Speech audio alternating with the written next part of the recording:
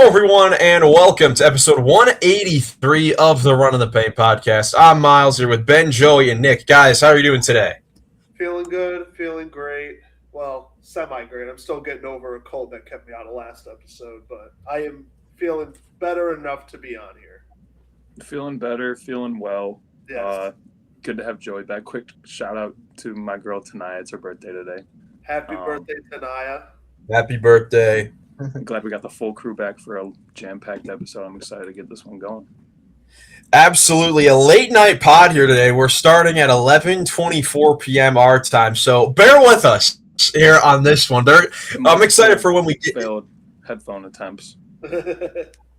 Yeah, but it is what it is. We're here to talk some NBA basketball, and like we talked about last episode, some big games going on over the next few days that we are going to talk about here today. Also have a game that we are bringing back to the podcast. The guys don't know what it is yet, but we will definitely bring it out. But to start off, we've got Hurdle, as always. Nick, who's going to be our lucky first guest today? This was a hot name all season long. Finally got moved at the deadline, and he's going to have an opportunity to show out for the Hawks because Jalen Johnson just got injured, and Jonathan Kuminga is sliding into that starting lineup. So that's who we're going with. I like it. Kuminga. Wow. Okay. There we go. All right. Eastern Conference looks like a big guy that's not a young guy by any means. Is he number one? I thought Jalen Johnson was, or Reese Shea was. No, wait, Jalen Johnson is number one. I think Kuminga is like number 0 or something. Yeah. Nick, you can fact check if you want, but that's anyways. What we have here, we just have a higher jersey number. I thought he was number 0, but So a big guy who's a vet, and not in the Southeast. And this and like a big guy. This is 6'10" or taller. What about Vooch? Vooch, not bad. Jared Allen. I was thinking Jared Allen too, but I think JA might be 6'9". Yeah, and that would be yellow. And Turner. Yeah, Vooch, Turner. Vooch is the number 4, so it's slightly higher. I think Turner is the number 3. I like Vooch. We could try him. Yeah. Nikola Vucevic, a recent player who was traded in our fantasy league, which has stirred up some controversy. Look at that! Whoa, Boston center. Garza? Is it Garza? Or Garza or Keita? How is Vooch Dealer's choice. 6'9"?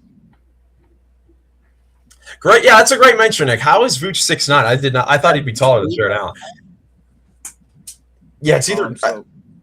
I don't think Keita is 26 yet. Garza would. I don't think a lot in college. They might both be around the same. My question is, who's taller? Like, are either? I don't think either of them are. I don't think Keita's a 7-footer. Or, I mean, what do we want to go with? I mean, it could really be either one. I would go with Garza. I give Keita. Let's go Garza. Oh, boy. Oh, brother. Oh, Lord. All right. Oh, this is tough. All right, we'll go with Keita. We'll go with Keita because he's the starter. Let's see. All right, we got him. Oh, yeah. Yeah. Wow. I wonder how close. Yeah, I wonder how close Garza would have been, though. I don't know.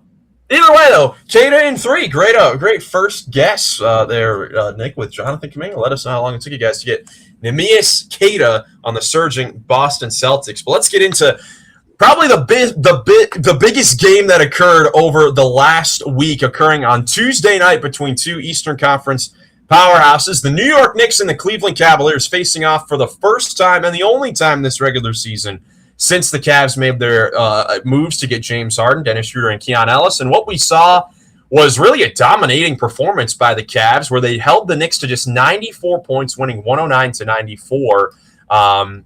In this game, they really blew it open in a third quarter where they held the high-powered New York Knicks to just 11 points in the third quarter, and that really made the biggest difference. Nick, we'll start off with you. What do you think was the biggest difference in that third quarter, or just overall with the Cavs pulling it out? Well, I mean, the Cavs like they have an offensive identity in terms of like who they've been the last couple of years, but when they turn it up on the defensive end, they can really play. Like they have a lot of guys who will come off that bench and play with a lot of heart, hustle, and selflessness. You guys know I love those three things. Um, what?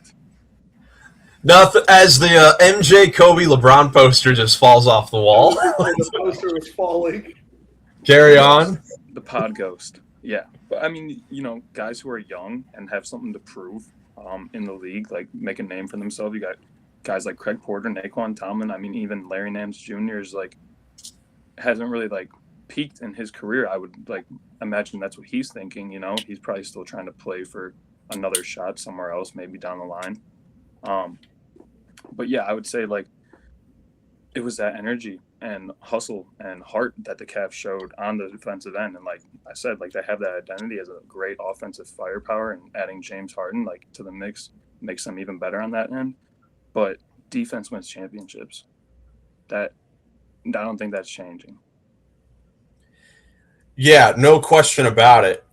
Ben, as you know, all of us are Cavs fans, but as being a Cavs fan, seeing the whole rebuild kind of come up, the Cavs did kind of start their surgence being known as a defensive-minded team, especially under JB Bickerstaff. And over the last couple seasons, it's kind of gone away just a little bit, but it's kind of nice to go back to the roots a little bit. We got a few defensive pesky type of players like Schroeder and Ellis at the deadline, and in a game like this against New York and other games, since those additions, we're kind of getting back to that, which I kind of like as a Cavs fan. Yeah, I like it as a Cavs fan. We,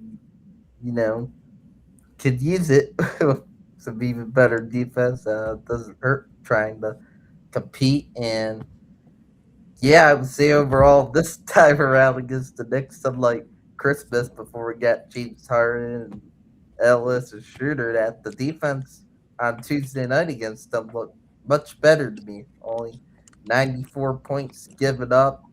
Knicks couldn't get it going really all that good for free. They only shot 27% from 3-point range, which, yeah, not the best night there for them, but kids' defense helped contribute to that. And D Wade with getting in there, getting steals, same Donovan up Brunson. Yeah, Deepeth's really good just on Brunson, and Towns and others mean Knicks scorers. Just couldn't really put up big numbers there offensively, those guys. And for the Cavs, it wasn't their best night either offensively. I wouldn't say it was more of a defensive game, but overall, better than Christmas still against the Knicks. And I'll definitely take this from the Cavs. Good bounce back from the Sunday loss against the Thunder.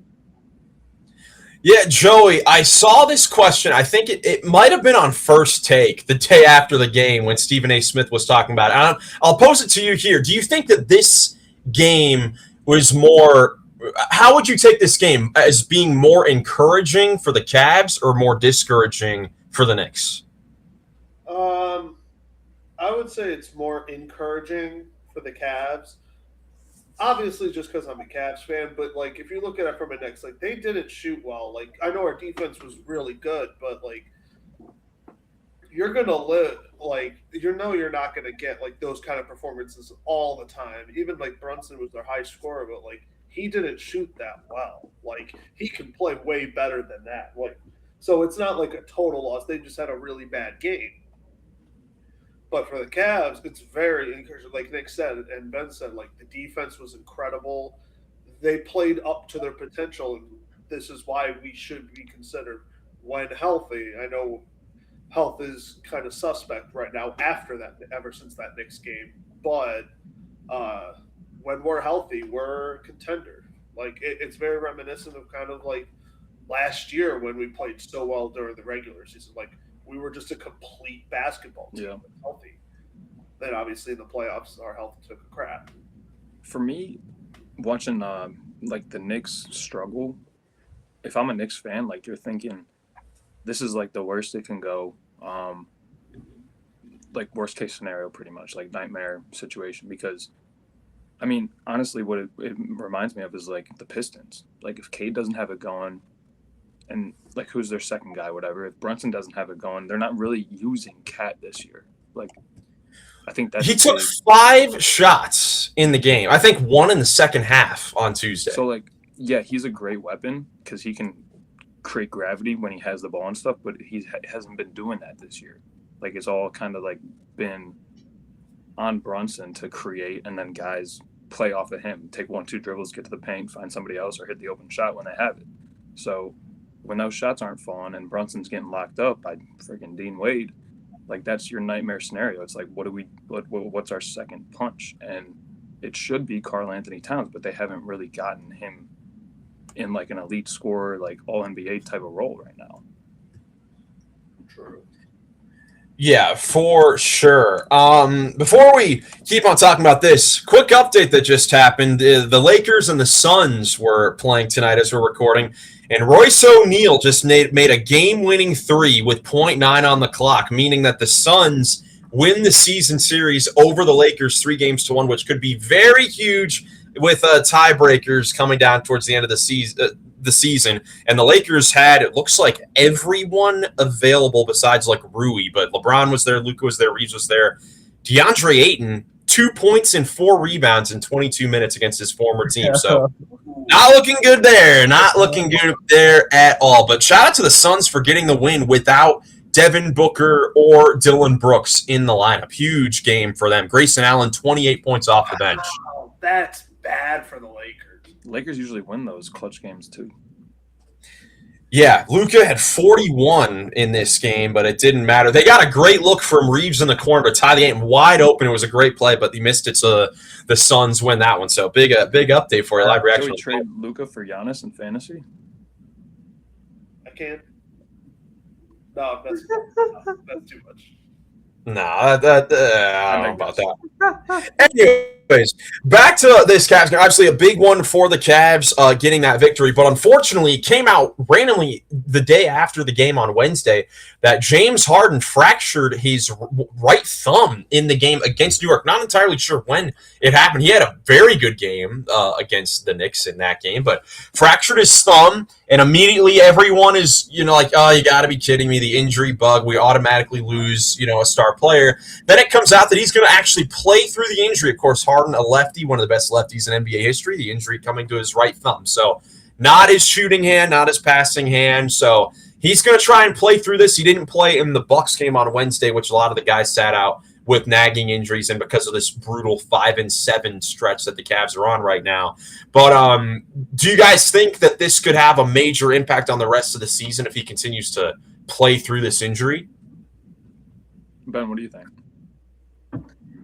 Yeah, a good question, but I think he'll be all right. Like, not his shooting, passing hand, I guess. I guess he can,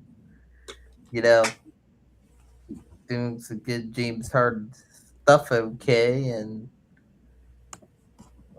Cavs, really beat him. We brought him in because we really needed him as an upgrade up, but lift us over the hump, but he does that, and I hope he'll be all right. I just, hope nothing gets worse with that or anything, that he can stay healthy enough, especially in the playoffs. Yeah. I mean, I would imagine that he knows himself better than like anybody, and that if he says he's okay to play through it, then he feels okay enough to play through it, and that should be like we take him at his word, or I think you know what I'm trying to say. Trust that what he's saying is correct. But I would definitely be concerned about like throwing passes with that hand. Like if he has to like create a passing lane using a ball fake and then get outside of his body to like make a right-handed pass, like is it going to have enough strength on it to get there and not get deflected? So I would definitely be concerned about that. But at the same time, like if he feels good enough to play, then he'll just play through it. Like we need him out there. He's one of the best players on the team. Yeah, it's just it stinks. I thought we got rid of our injury woes when we traded for him, and then all of a sudden we're right back where we were. Yeah, I mean, the good thing is that that this is happening now and not later. That's a good thing. And something else that I think is helpful is that the Cavs strength of schedule for the rest of the season. Shout out to tankathon.com, by the way, for having a terrific way of just viewing this. They've got the fourth easiest schedule left in the league, and basically the toughest teams they have to play, they get out of the way in the next couple of weeks. Like their toughest opponents, 2 games against the Pistons, one coming tonight as this comes out, and then on Tuesday, Boston, which they play, I think, next Sunday, and then the Sixers the day after, which Joey and I are going to that game. Besides those games, which they are taking care of over the next, 2 weeks, their toughest opponents are the Lakers, the Warriors, the Magic twice. Their entire, final month of the season is nearly against tanking teams. So the thinking here could be that, all right, Harden, is available to play these huge games against the Pistons and the Celtics and the Sixers to try to raise up your, spot in the standings. But then you have all these games where you can make sure that he's resting and keeping his, thumb okay. And the rest of these guys healthy so that they can head into the playoffs in April in the best shape possible, which I think is what you can do when you have the easiest schedule remaining in the East. Absolutely. That's a good point. They Yeah, can definitely manage agree. it. Yeah.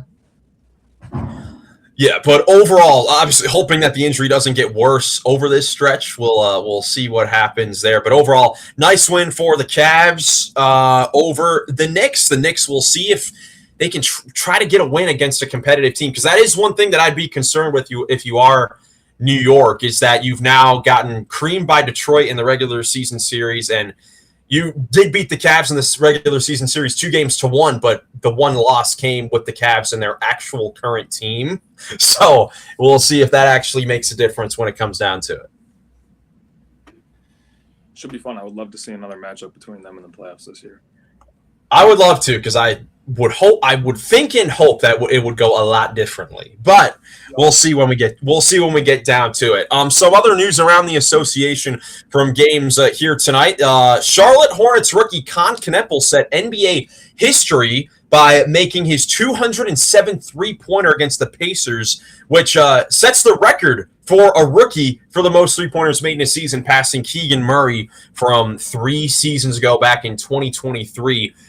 I mean, it just really is incredible what this guy is doing, Nick, in just his rookie season. I mean, coming in, we knew he was going to be, a terrific 3-point shooter, but I'm not sure if any of us would have seen the success that the Hornets have had and his importance to their success over the last couple months. Yeah, it's unbelievable what he's been doing this year. Like you said, he's made a huge impact on winning there in Charlotte this year. And that is, a lot for a rookie. I mean, there's only a handful of rookies that you could really say that about.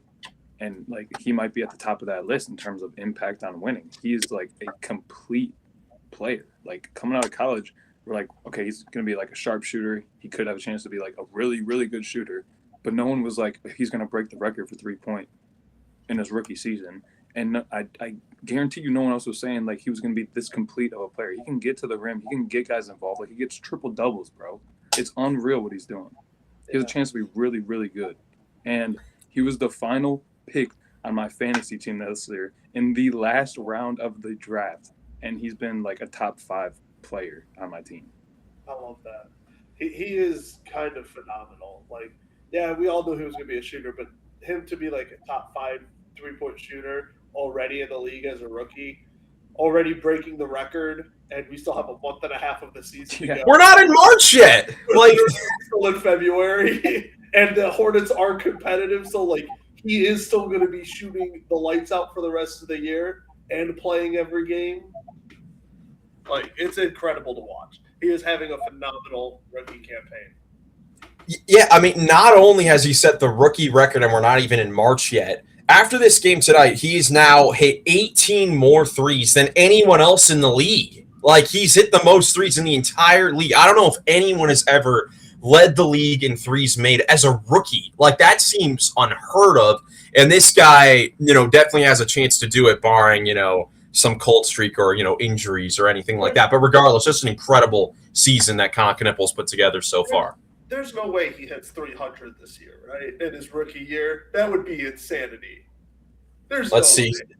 He's at 209 in like 60 games. Yeah. I wonder. He might be, honestly. I mean, because usually in a season, I feel like you get a couple guys that hit, 300 3.5 threes. So he's making 3.5 a game. Let me see how many games the Hornets have left. The Hornets have 22 games. 70. So he'd have to hit 73s in 22 games, which is 3 a game. So I think if he keeps at this pace, he could hit 300 in a season as a rookie. Crazy. Yeah, it really would be crazy. And like we've said, I remember saying during like Wemby's rookie season on this podcast, and like even this year, guys like Cooper Flag, like this year is going to be the worst for Con Knippel for a little while here, you would think. And he's already really, really good. Like he's awesome. Like he's just such an awesome player. Nick, you said it perfectly. He is so much more than a shooter, which is so impressive as a rookie. Agreed. Yeah, so shout out to Con Knippel. Congratulations on setting the 3-point rookie record. Not a lot of other news stories to go off of here today. But so let's take a look at some of the big games coming up over the next few days, over the weekend, and see what you guys are looking at here in these matchups. Starting off here tonight, the Detroit Pistons, who picked up a nice win on Wednesday against the injury-depleted Thunder, although the Thunder made it very tough down the stretch, even though they had so many guys out with injury. But the Pistons got another win, and the tests continue as Cleveland comes to town, 7 p.m. on ESPN. There's no Donovan Mitchell for that game as he suffered a groin injury at some point. Maybe it was also in that Knicks game. There are a lot of guys on the injury report for that game. But Evan Mobley should be good for that one. Harden is questionable, but a lot of other guys got dinged up in the Milwaukee game that Jared Allen got robbed of on Wednesday with that floating shot at the buzzer. Ben, I know Cavs a little depleted with injuries here, potentially going up against the best team in the Eastern Conference. What are you looking to see here in this matchup here tonight? Well, I'll be curious to see how James Harden is able to go, how he looks as a number one scoring option for that team on the Cavs. And it'd be a tough, physical Pistons defense he would be playing too. It wouldn't be easy, and kids really could use James Harden. At least have one of the guards will give them a better chance if he can go. And so Harden, could somehow, if he's in, be able to somehow hit some nice crossover moves, step back, knock down some threes. Hope he can find some way while dealing with that finger thing we talked about, getting some good passes into the bigs possibly or something. So yeah, just watch to see how Harden would do there if he played, and just other guys just really step it up on the Cavs to see if they have any chance in the game. Yeah, for me, I think there's two things I'm looking for. And the first is at this point in the season, you really want to be building momentum towards the playoffs. And so from what I've seen the last couple of weeks, the Pistons have kind of been losing momentum in terms of sputtering. A lot of people have been talking about how Cade is kind of like a one-man show, and there's not a lot of options behind them. So I'm interested to see. And the Cavs have been doing well. They have the momentum. So I would say I'm interested to see how each team comes out. Cavs on the road in Motor City, see if they can keep that momentum and start hot in the first quarter, and then see how the Pistons come out in the first quarter. If they come out hot, aggressive, or if they sputter, how they kind of have been the last couple of weeks of the season. And the second thing I'm looking for is how the Cavs guard Cade, because in the past couple of years, we've been undersized guards. Harden is a bit of an upgrade from Darius in terms of height and size, but still, it's not the biggest backcourt. And so they were able to contain Brunson really well the other night against the Knicks. And I'm interested to see if that carries over to guarding Cade tonight versus the Pistons. Yeah, absolutely excited for the test. Joey, this will be interesting because, of course, they play tonight, but then they play in Cleveland on Tuesday, and these are the final two games of the regular season series. The both teams have split on each other's home floor already earlier this season. Ben, you were at the one in Cleveland where the Pistons won.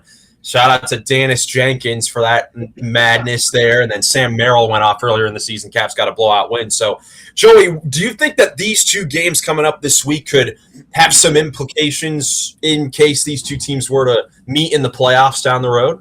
I think these games mean a whole lot.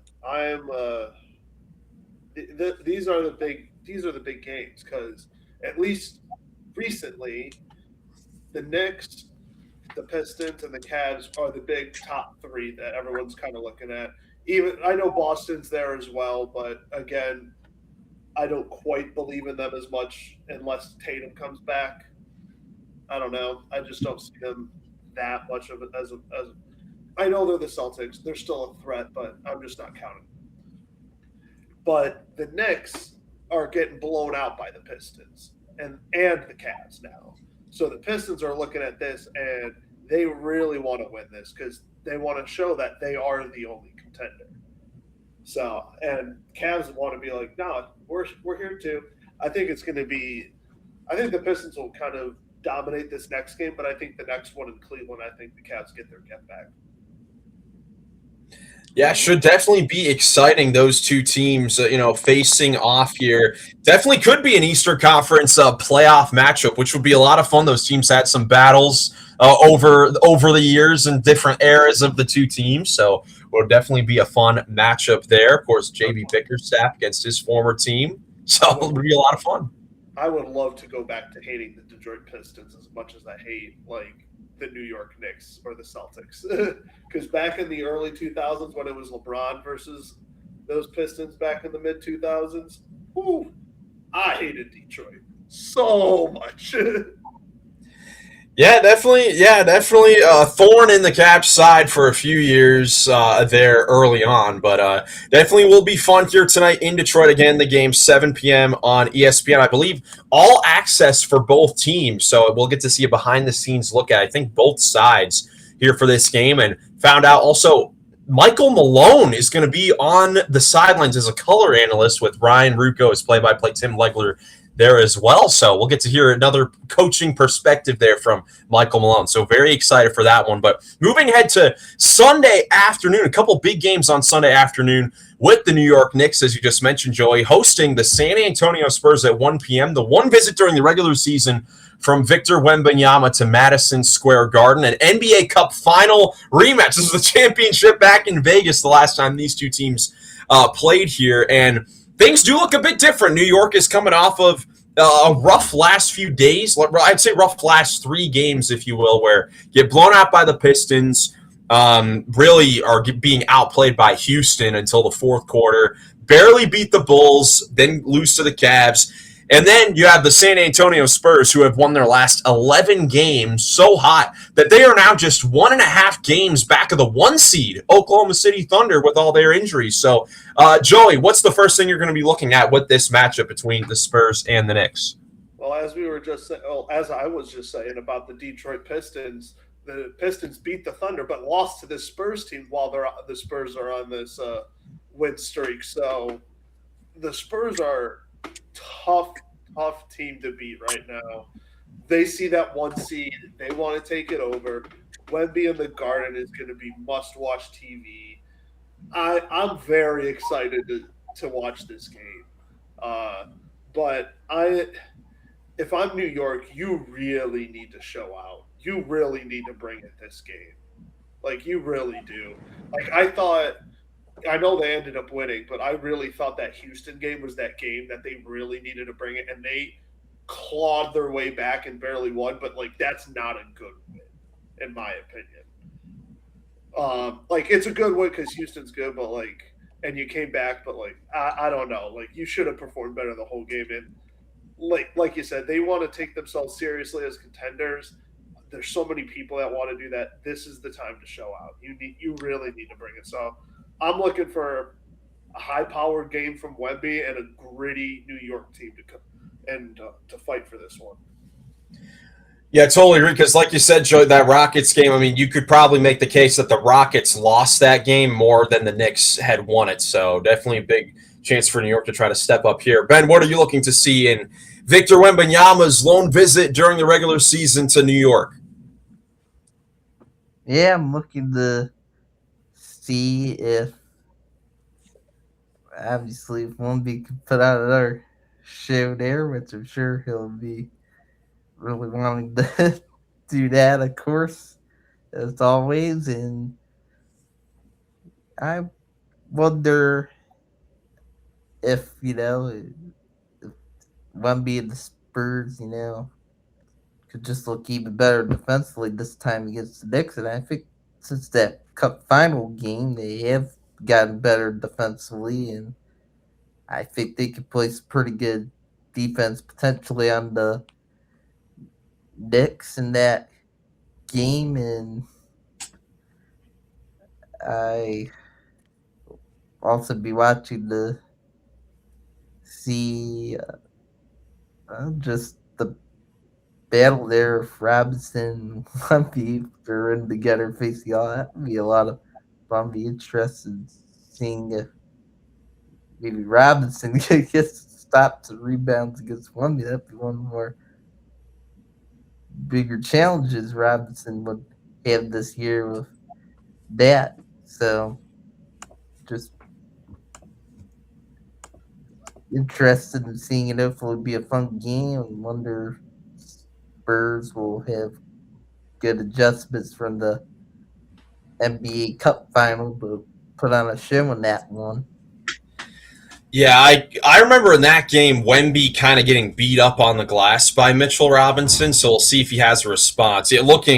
Mitchell Robinson had 10 offensive rebounds in 18 minutes off the bench. 10 offensive rebounds. So we'll see if he can follow that up. But Nick, you have anything that you're looking out for in this game? Yeah, absolutely. I think this is the most exciting game of the weekend. Everything tells you that the Spurs should win by 50 points because, like you said, the Knicks have been really struggling. It's all about momentum, and Spurs have won 11 in a row. So, but just when you think that that's the case, that's when something crazy happens in this league. So that's why I think it's the most exciting game of the weekend. It's got super high stakes, like you said, NBA Cup rematch. Spurs lost in that one, but now they bring an 11-game win streak into the Garden on a Sunday afternoon. Wemby's only trip to New York. Usually those and New York plays in Milwaukee on Friday night at 8 o'clock. So, like, another factor to them should win this game. Like, the odds are stacked against them. It's basically a back-to-back. They're playing at 1 p.m. on Sunday. So, Spurs should win by 50, but like I said, that's exactly when something crazy happens. So, it should be a lot of fun. Even though it's a 1 p.m. Sunday game, I think, like, the atmosphere is going to be pretty good.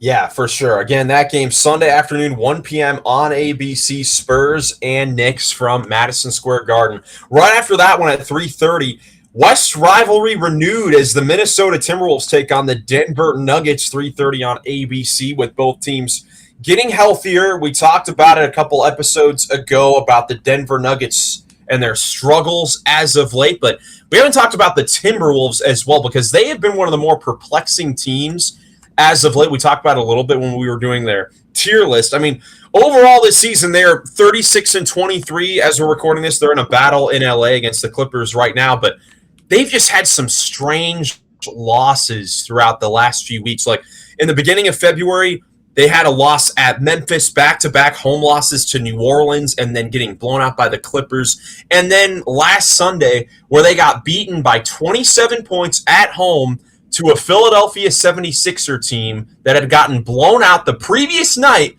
by the New Orleans Pelicans. Who, by the way, shout out to DeJounte Murray for the Pelicans, who came back for the first time. But can we talk about how the Pelicans are? Let's see, they are second worst in the Western Conference. Not really looking to win games, despite what DeJounte Murray says on Twitter, how they're looking to make a play-in push. And they're in this position where they're garbage and they don't have their first-round pick because they traded it for Derek Queen. And Derek Queen is currently coming off the bench for DeAndre Jordan. I got 3 letters. GFF. Oh, that's bad. That's bad. That's GFF bad. They're making a great case right now. I thought the Kings had that award locked up, but thanks New Orleans for making it an interesting race at the end. So are they bringing Zion and Queen off the bench? Because they were bringing Zion off the bench for a little while this year too. I'm actually curious. What did they do in their last game? Did they play the Warriors last night, or they played them on like Tuesday or something? Zion started. They won that game too. Yeah, I think Zion is back to starting now. Yeah, DeJounte, Herb Jones, Sadiq Bey, Zion, and DeAndre Jordan with Fears and Queen off the bench. Their 2 first-round rookies are coming off the bench in February. And no pick. Why would those guys be coming off the bench? For DeAndre Jordan. Like, that is like, what is going on? I saw him catch a lob the other day. I saw him catch and finish a lob. Man's got knees like he's back in 25. No, They had a midseason coaching change. They're starting a guy that played on the Lob City Clippers a decade and a half ago, and they have nothing to play for. No first-round pick. The GFL crown him now. Yeah, probably will be the case. But of course, we'll hand out those awards when we get to the end of season awards. We just got on that tangent just to show how weird the Timberwolves have been. But again, same for the Nuggets, and these two teams are battling here on Sunday at 3:30 on ABC. Nick, anything you're looking to see in this game? Honestly, this one's hard to read for me. I think Denver's got way too many injuries to really give like a good picture of what they're going to look like in the playoffs. I know their defense has really been an issue lately, as well as their clutch time. So, honestly, going into this one, I think what I'm thinking is like Minnesota should have this one.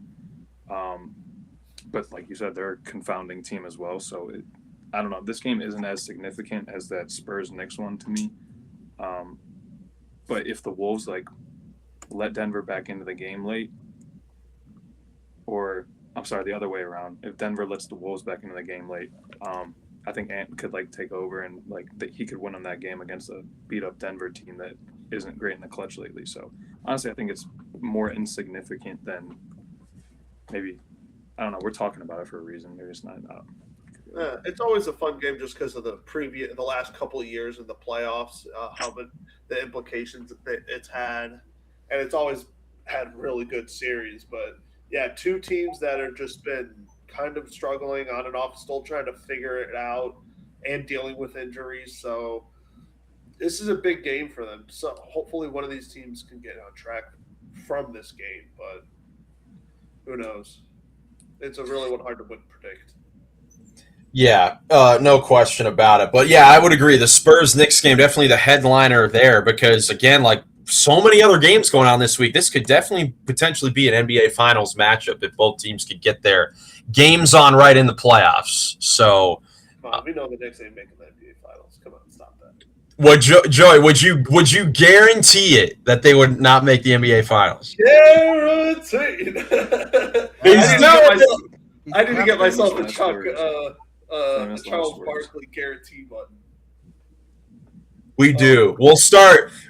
Nick, you have the little space on the wall back there. We'll start making sticky notes of our hot takes. Yeah. We'll date it. February 27th, 12:03 a.m. Joey, guaranteed Knicks are not making it to the NBA Finals. Yep, guaranteed. All right. Well, yeah. Guarantee. Well, I'm going to look on Amazon. I need to try to find this button because I'm going to bring this on the pod. That would be awesome. But yeah, some exciting games coming up over the next few days. Now, let's get into a bit of a game. We always love to have some fun here on the Runnin the Paint podcast. We've been doing the head-to-head trivia recently. This game is going to count towards those standings. So the winner of this will get 2 points. The second place will get 1. Third place gets 0. But it is different than the head-to-head trivia. But it is a game that we have done here on the podcast each of the last few seasons that we've done the podcast, and that is the NBA 2K rating game. Yeah, I had a feeling. Yeah. So, for those that are new to this, you gotta let us do this one time so you can play. So next time we do this, you get to play. I know I gotta be a part of one of these games, but if this is your first time tuning into the game here, I've gone through and compiled every single starting lineup's 2K ratings with each of their players. We're gonna go one by one here with these guys and list out the ratings by position. We'll go in order: point guard, shooting guard, small forward, power forward, center, and see if these guys can guess it. Each guy will get a crack at it here. Like if Joey goes first, doesn't get it, Nick will get a chance, then Ben gets a chance. If none of them get it, then I get the point. So we'll see what happens here. Something to note here, because there are so many random injuries throughout the league, I just thought the easiest thing to do would just not include injuries. So there are no injuries in account to these starting lineups. So for the ratings, this is the highest rated player of the best player at each position for a team. Okay. With no injuries. So let's see here. What do we want to play to here? We want to go first to get 5 right wins, or first to get first to 5 wins. I think that's a good marking there. All right. So the season standings right now, Joey and Ben are tied with 5 points, and Nick has 2. Ben had a big time first place. He got on a heater to end out the last head-to-head trivia game, but Nick still has a chance here. Nick has been known to do well in these particular trivia games, so we'll see if that holds fort here. So, boys. All right, so we'll see here. Let me write down the names here, and I will keep track. Nick claims he's the 2K genius. We'll see if that's true here. All right, so we'll go. Let's see what order we want to go with. Nick, Ben, Joey. Probably we'll go in inverse order of the standings. Inverse order of the standings. All right. So let's see. First team here. I'll put it up on the ticker so you guys can see.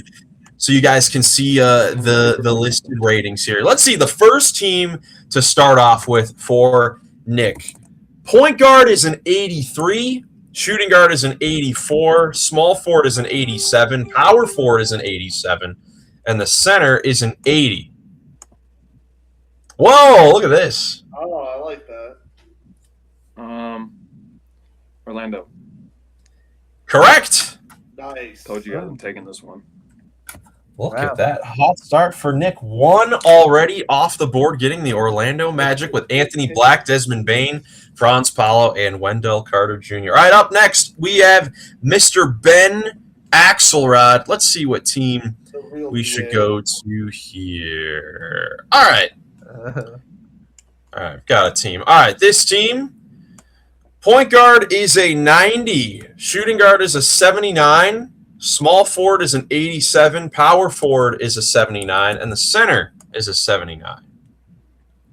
Oh, okay. We'll go 30-second timer for these. All right.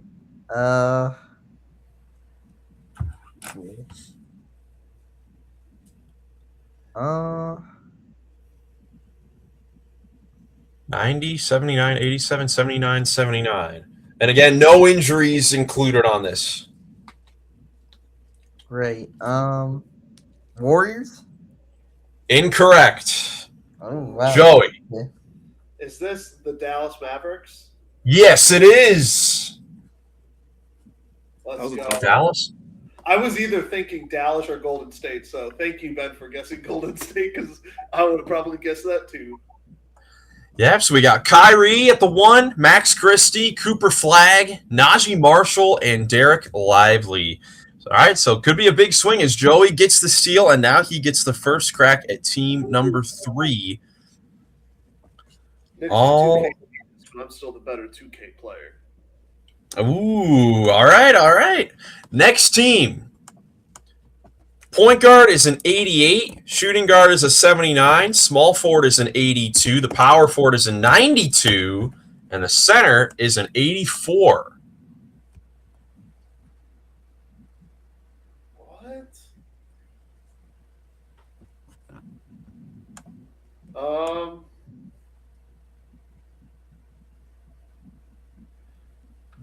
Is this? No, there's no way. 15 seconds. Crap.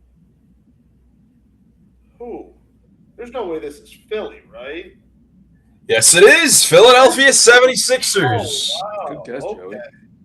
I was like, I couldn't really think of another team, but I was like, is Philly really this?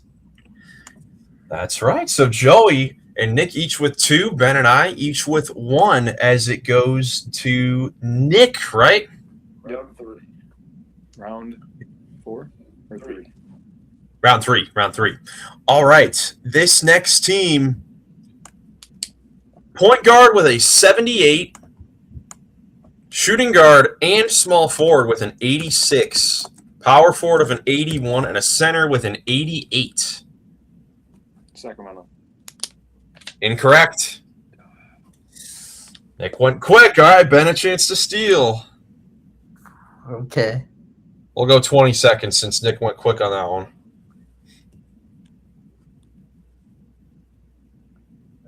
I thought I knew that. 5. Heat. Yes. Yeah. Nice. Big time get there for Ben, getting the Miami Heat with Davion Mitchell, Tyler Hero, Nick's favorite all-star Norman Powell, Andrew Wiggins, and Bam Adebayo. Norman Powell should be the highest rated. He's the only all-star on that team. Facts. I think him and Wiggins should be flipped.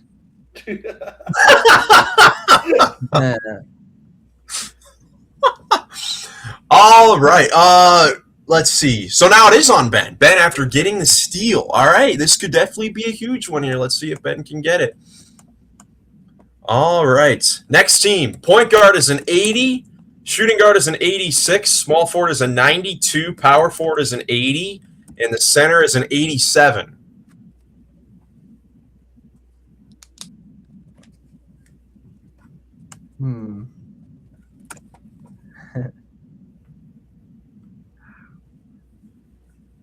Joey, Nick, and Ben all tied with 2 apiece right now. First to 5 wins. Boy. Rockets. Yes, sir. Yeah. Houston Rockets. That takes the lead. Yeah, that was my Off guess.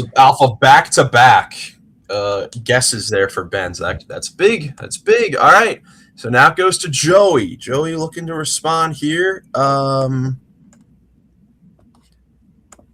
right. Here's our next team. Point guard with a 93, shooting guard 82, small forward 79, power forward 87, and center 85.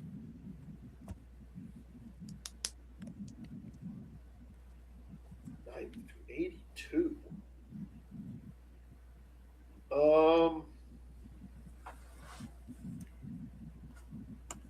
Is this the Oklahoma City Thunder? This is not the Oklahoma City Thunder. Chance for Nick to steal.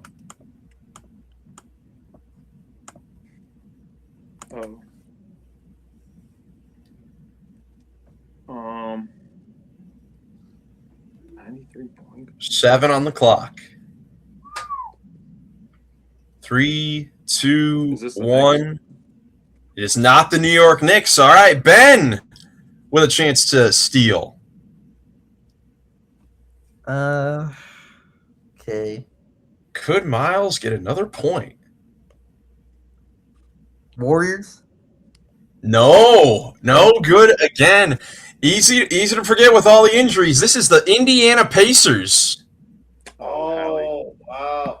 Oh, Because they got man. Zubac too. Because they got Zoo. Oh my gosh. Zub. The center threw me off. That's exactly Damn. what I forgot about Zub. All right, all right. So now Ben with 3, the rest of us with 2. This is a very close competitive game here. Real tight race. Yes, it is. All right. So who are we on now? Nick for round 4. All right. Let's see here. Let's go with with these guys. All right. Point guard is a 93. Shooting guard 81. Small forward 83. Power forward 85. Center 82.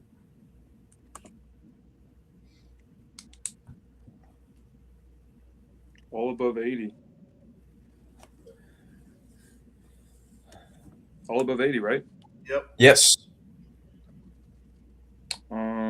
Yeah, I have no idea. Who is the center? 82. Oh man, not a clue. 10. I'll go with the Knicks. Incorrect. Ben, a chance to steal. Uh, 7. okay. 3, Thunder? 2. Who'd you say? I said the Thunder. Incorrect. Is this the Phoenix Suns? Yes, it is the Phoenix Suns. Oh, Let's go. man. And Joey comes back to tie the game. All right, Joey and Ben each with 3. Nick and I with 2. Still highly contested. This might be the most close game we've ever had on the podcast so far. We played actual 2K. It wouldn't be this. I haven't close. scored in ages. Well, I'll tell you. That. Okay. All right. All right. Who's up first now? Ben? Yeah, I All think right. so. All right, Ben going for 4.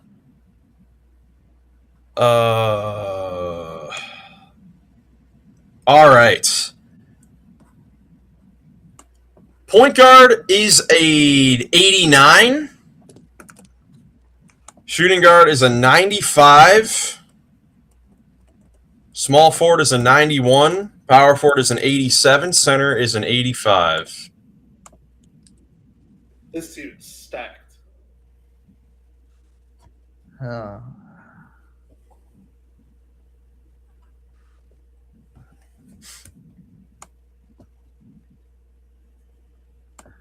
Uh, 15 on the clock. Joey and Ben with 3. Nick and I with 2 points. First to 5 wins. is this the Lakers? This is not the Lakers. No. I can see where the guess. That's not horrible. All right, Joey, chance to steal. There's no way this is the Cavs. Is this the Cavs? This is the Cleveland Cavaliers. Donovan Mitchell's a 95.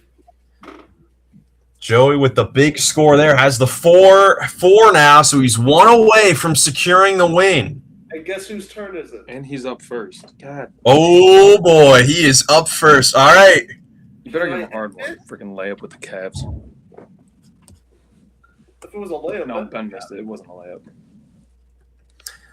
All right. This will be a fun one. Oh, great. Point guard is a 78. Shooting guard is a 74.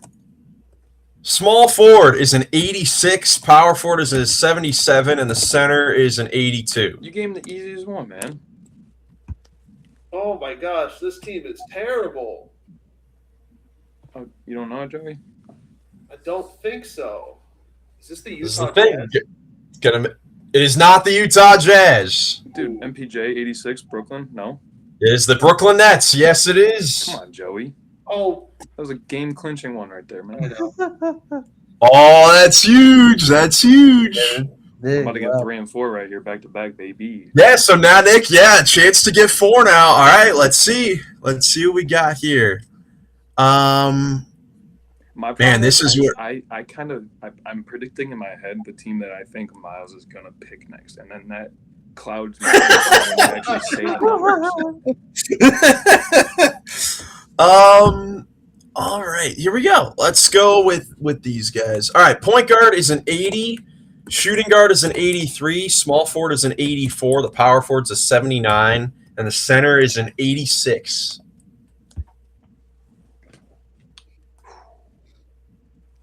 Tough. 80, 83, 84, 79, 86. Who's the best? They have the best. 15. The best guy's a center.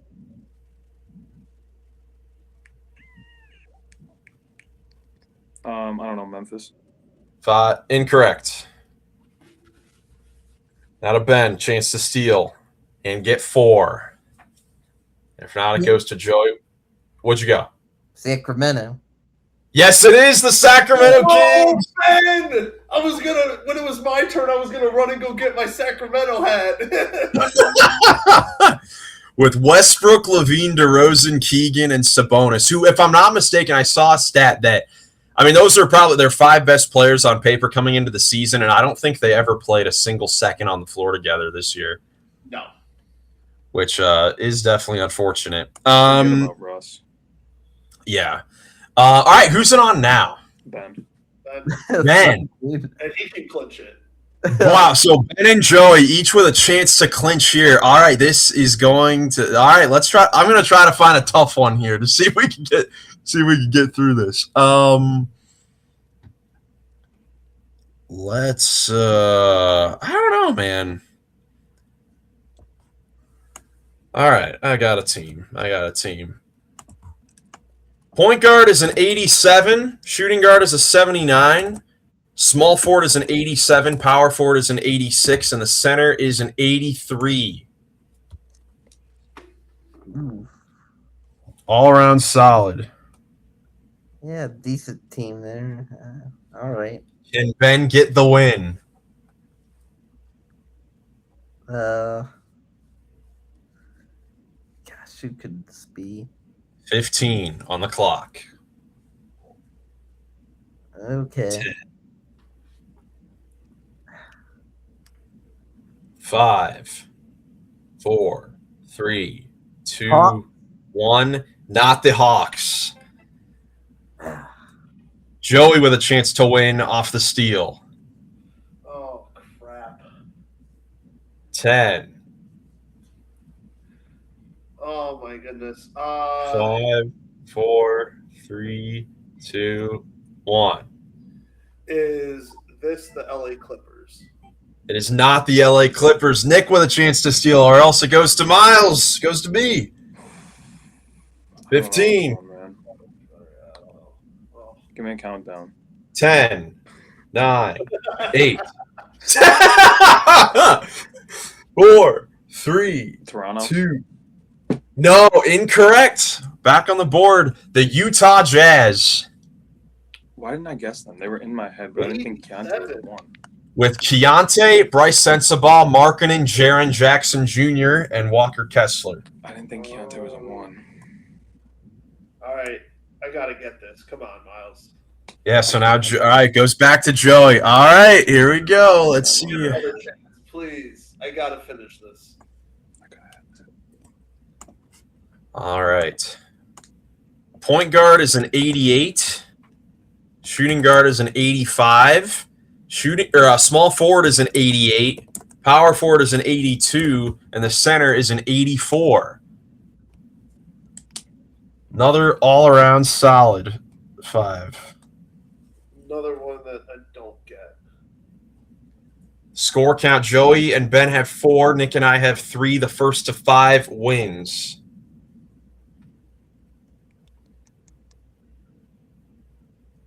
Oh, my Lord. This is 10 on the clock. no idea who this is. 5, 4, 3, 2, 1. Portland? Yes! Joey got it! At the buzzer. The Portland Trailblazers at the buzzer, and Joey gets the win in the 2K rating game.